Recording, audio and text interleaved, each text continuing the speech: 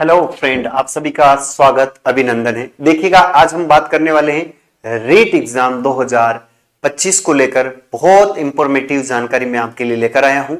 इस वीडियो में हम बात करने वाले हैं प्यारे विद्यार्थियों की, ये जो अपना एग्जाम होने वाला है, इस एग्जाम में हमारी क्या क्या रणनीति होनी चाहिए, क्या इस आखिरी समय को हम कैसे यूज में ले सकते हैं, इसके बारे में हम बात करेंगे। जब हम एग्जाम हॉल में बैठेंगे उस समय हमें क्या सावधानियां बरतनी है, क्या लेकर जाना है, क्या नहीं करना है, इन सब के बारे में हम आज विस्तार पूर्वक जानकारी लेंगे। चैनल पर नए हैं तो चैनल को जरूर सब्सक्राइब कर लेना। लेट स्टार्ट करते। देखिएगा, रीट एग्जाम जो है ये एक पात्रता परीक्षा है। पहली तो मैं आपकी जानकारी के लिए बता दूं कि ये एक पात्रता परीक्षा है और पात्रता परीक्षा के अंदर कभी भी नेगेटिव मार्किंग यानी नकारात्मक अंक नहीं होते हैं, नकारात्मक अंक नहीं होते हैं। लेकिन यहां पर ऑप्शन 1, 2, 3, 4, 5 दिए हुए हैं। अगर इनमें से आप पांचवा ऑप्शन नहीं भरते हो, आपको कोई प्रश्न नहीं आ रहा है, अगर आप छोड़ देते हो तो उस समय आपके नकारात्मक जो अंक हैं वह आपका काट लिया जाएगा। यानी यहां पर माइनस मार्किंग, अगर पांचवा गोला आप नहीं भरते हो और आप खाली छोड़ कर आ जाते हो 15 से अधिक गोले, तो उसके बाद जो है वो आपका पेपर जो है वो सही नहीं माना जाएगा। और 15 से कम आप छोड़ देते हो तो वो आपका माइनस यहां पर प्रश्न माना जाएगा। पहला है, पेपर हॉल में क्या गलती ना करें। पहला तो है कि रीट पेपर जो होने वाला है वो 27 फरवरी को हमारा पेपर है और 27 फरवरी में भी एक शिफ्ट है, 2 शिफ्ट है और 3 शिफ्ट है।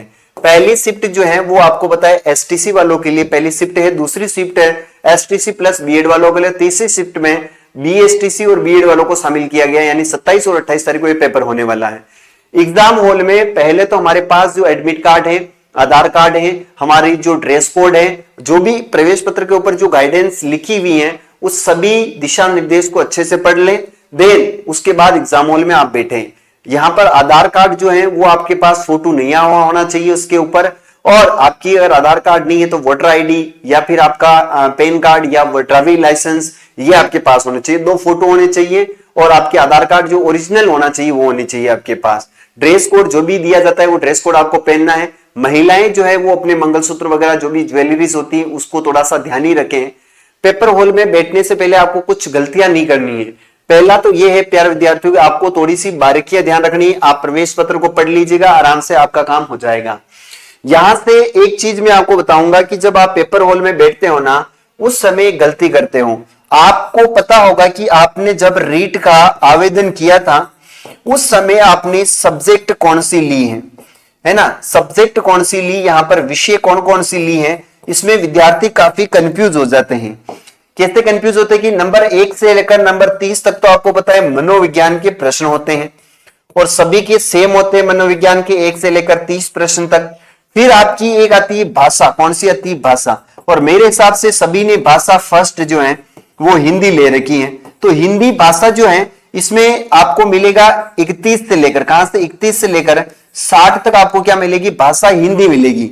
तो यहां पर जो है उस पेपर के अंदर भाषा फर्स्ट में हिंदी भी है, भाषा फर्स्ट के अंदर संस्कृत भी है, उर्दू भी बहुत सारी मिलेगी आपको। तो आपको अपने पेपर में देखना आवेदन में कि आपने फर्स्ट लैंग्वेज कौन सी चुनी, हिंदी, तो उसके अंदर हिंदी के जो 31 से लेकर 60 तक के प्रश्न आपको करने। फिर देन इसके बाद में भाषा आती है सेकंड, कौन सी आती है, भाषा सेकंड आती है। और आपने अधिकतर जो विद्यार्थी है वो तो संस्कृत चूज करते हैं या फिर यहां पर इंग्लिश को चूज करते हैं। आपने संस्कृत अगर ली है लेवल सेकंड में भाषा, तो आपको देखना होगा वहां पर लिखा होगा भाषा सेकंड, क्या लिखा होगा, भाषा सेकंड। और भाषा सेकंड में आपको क्या करना है कि फिर यहां से 61 से लेकर 90 तक आपको क्या करना पड़ेगा, ये भाषा सेकंड वाला पार्ट करना पड़ेगा। आप ये मत कर देना कि भाषा फर्स्ट में, भाषा जो फर्स्ट है ना इसमें ही हिंदी भी दे रखी है और इसमें संस्कृत भी दे रखी। आपने क्या किया, फर्स्ट में हिंदी कर ली और संस्कृत कर ली, नहीं, हिंदी भाषा फर्स्ट में हिंदी कर रहे हो तो इसको छोड़ो, उसके बाद सेकंड देखो, भाषा सेकंड में हिंदी को छोड़ो और संस्कृत हमें करनी। ये गलती आप बहुत करते हैं, इसका विशेष ध्यान रखना है। फिर उसके बाद अगर आपको मान लो जैसे आगे पर्यावरण है, आप रीड लेवल फर्स्ट के हो तो पर्यावरण करना है। उसके बाद आपको गणित की कुछ जो 30 प्रश्न है वो गणित के मिलेंगे, ये टोटल हो जाते हैं 60, है ना। तो यहां पर 30 प्रश्न मनोविज्ञान के, 30 हिंदी के, 30 संस्कृत के और 30 प्रश्न पर्यावरण के और 30 गणित को देखने को मिलेगा।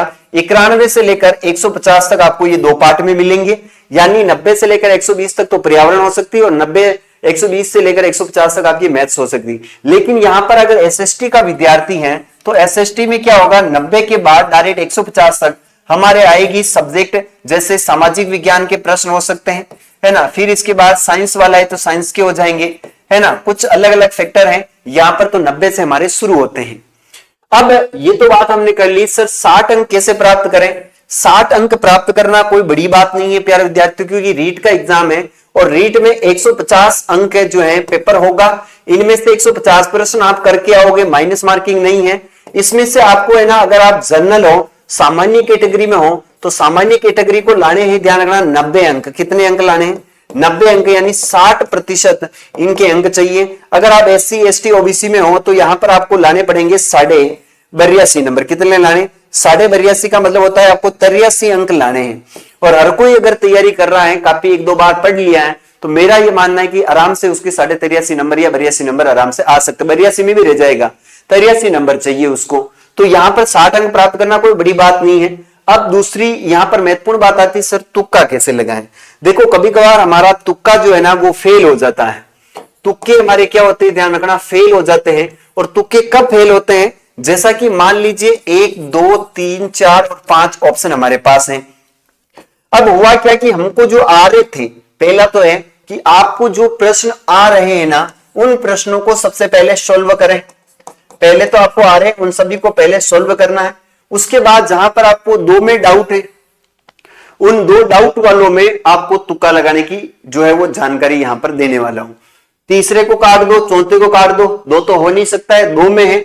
यहां पर आपको क्या करना है कि भाई साहब, यहां पर आपको जो पहले आपने प्रश्न किए हैं उसमें सबसे ज्यादा A पूछा या B पूछा है या C या D आया है, उसके अकॉर्डिंग आप अगर दिमाग लगाते हो तो आपका वो तुक्का सही हो जाएगा। बहुत सी बार मेरे तो आज दिन तक अभी तुक्के सही नहीं हुए हैं, क्योंकि मैं आपको बता रहा हूं तुक्का कैसे लगाना है, लेकिन तुक्के सही नहीं हो। बहुत सारे ऐसे स्टूडेंट तुक्के लगा कर आते हैं, उनके तुक्के सही होते हैं। तो ये एक मैं सोचता हूं कि जैसे मान लो A आंसर बहुत आया है, B आंसर बहुत आया है, C बहुत कम आया, D बहुत आया है, तो यहां पर अगर आप तुक्का लगा रहे हो तो कोई कुछ विद्यार्थी क्या करते हैं, सभी में ए भर के आ जाते हैं, यानी ए से 15 प्रश्न तो हमारे सही हो जाएंगे। ऐसी गलती मत करना, बी वाली गलती मत करना। आपने जो पूर्व में किए हैं, जो प्रश्न आ रहे हैं, उसको आधार बनाकर ही आपको तुक्का लगाना है। और मैं तो मानता हूं पढ़ने वाले विद्यार्थियों को तुक्के की कोई आवश्यकता नहीं होती है। मैं तुक्के के फेवर में नहीं हूं, तुक्के तो लगाना ही नहीं है, क्योंकि पढ़े हैं हमने और पढ़ा है तो तुक्के की आवश्यकता ही नहीं है, क्योंकि हम ऑलरेडी कर चुके होंगे। या फिर हम ऐसा करेंगे कि हमें डाउट में उलझे हुए तो वहां पर लीजिए अपने इष्ट देवताओं का नाम और वहां पर बढ़िया अच्छे प्रकार से करके आ जाए। देखिए ये जानकारी वैसा, ये बहुत सारे तुक्के के बारे में बहुत फिल्म बताते हैं, वैसा एग्जाम हॉल में बैठा हुआ बंदा ही जानता है कैसे क्या होता है वहां पर। ठीक है, इसके बाद और सर हमें क्या आपकी तरफ से जानकारी दे सकते हो रीट में। देखो रीट एग्जाम जो है ये पात्रता परीक्षा है, और इस पात्रता परीक्षा में मैं तो कहता हूं हमारे सांवरिया सेठ सभी पास, सभी विद्यार्थी इसके अंदर पास हो जाएंगे, कोई दिक्कत नहीं है। सभी के आराम से 83 नंबर आराम से लेकर आओगे। आप रीट जो है बिल्कुल फ्री माइंड से दीजिए, है ना। आपको फ्री माइंड से आपको क्या देनी है, रीट देनी है। ऐसे देना है जैसे वो निकाल लेंगे क्या है यार, ये तो हवा में उड़ा देंगे इसको। माइंड पे स्ट्रेस आया, पेपर खराब हो जाएगा। पहले पेपर को है ना प्यारे विद्यार्थियों, आपको अगर आप मनोविज्ञान कर रहे हो ना, तो आपको क्या करना है, पहले सिर्फ और सिर्फ मनोविज्ञान के प्रश्न को ही पढ़ना है। ऐसे बहुत सारे विद्यार्थी होते हैं पूरे पेपर को पढ़ डालते हैं, और जैसे ही पूरे पेपर को पढ़ा और हमारा दिमाग हो जाता है खराब।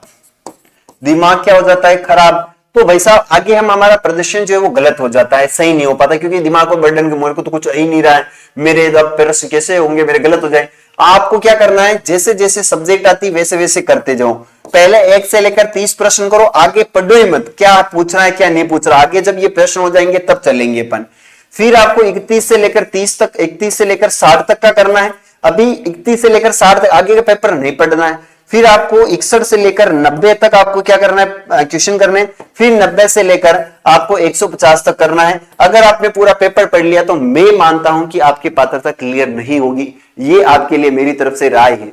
पिछली बार मेरे ऐसे ही हुआ था कि मैंने पूरा पेपर एक बार पढ़ लिया था और पेपर पढ़ा और मेरे को लगा ओ लो अब तो क्या होगा, अपने पात्रता के लिए नहीं गया तो पेपर बहुत टफ आया है, मेरे को तो क्वेश्चन आ ही नहीं रहे हैं। उस हिसाब से मैंने आते हुए प्रश्न को गलत कर दिया। मेरे मनोविज्ञान में मेरे को पता था कि मनोविज्ञान में मैं अगर पहले करता तो इसमें से आराम से 25 प्रश्न जो हैं मैं आराम से सोल्व कर सकता था, लेकिन मैंने पूरा पेपर पढ़ डाला और जब पेपर पढ़ा तो मेरे आगे 60 में से, मेरे को ध्यान रखना 60 में से 20 प्रश्न ही आ रहे थे, तो इसमें से मेरा देख के दिमाग खराब हो गया, यार अपने को तो आई नहीं रहे प्रश्न। तो ये मनोविज्ञान के आते हुए मेरे प्रश्न गलत हो गए। मनोविज्ञान में सिर्फ 9 प्रश्न मेरे सही हुए थे, इतना दिमाग खराब हो गया था मेरा। उस टाइम मैंने गलती करी, इसलिए मैं आपको बता रहा हूं कि आपको ये गलती नहीं करनी है। पात्रता क्लियर करने के लिए स्टेप बाय स्टेप आपको फोकस रखना पड़ेगा। मनोविज्ञान फिर ऐसे आगे बढ़ते जो अपना काम हो जाए। तो ये प्यारे विद्यार्थियों एक छोटा सा आप सभी के लिए वीडियो था, और ये जानकारी आपको कैसी लगी प्यारे विद्यार्थियों कमेंट करके जरूर बताना है। तो मिलेंगे अपने किसी अगले वीडियो में, तब तक के लिए बेस्ट ऑफ लक। पढ़ते रहिए, आनंदित रहिए, कुछ अपने परिवार वालों के साथ समय बिताएं। पेपर जो है जितना पढ़ लिया उतना बहुत है। सर हम क्या छोड़े क्या पढ़े कुछ समझ में नहीं आ रहा है। सबसे पहली तो बात आप ध्यान रखना, अगर आप लेवल फर्स्ट के हो तो आपको गणित में थोड़ी सी पकड़ बढ़िया रखनी है, और गणित में भी अब आपने पढ़ लिया तो छोड़ दें। आप हिंदी, संस्कृत और जीके इस पर आप थोड़ा सा फोकस करें, ये आपका जो है बेड़ा पार लगाएगी। पर्यावरण ही जीके है, ध्यान रखना पर्यावरण ही जीके। इसमें कला संस्कृति के जो है वो बहुत ज्यादा प्रश्न पूछे जाएंगे, तो जितना हो सके उतना आप कला संस्कृति का रिवीजन करने की कोशिश कीजिएगा। तो अभी के लिए इतना ही, मिलेंगे अपन अगले वीडियो में, तब तक के लिए बोलिए सांवरिया सेठ की जय।